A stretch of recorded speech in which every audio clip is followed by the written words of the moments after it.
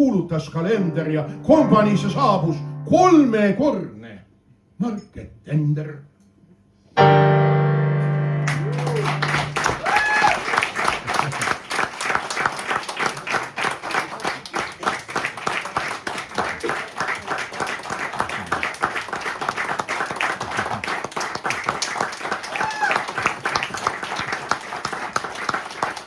Aitäh, armsad sõbrad.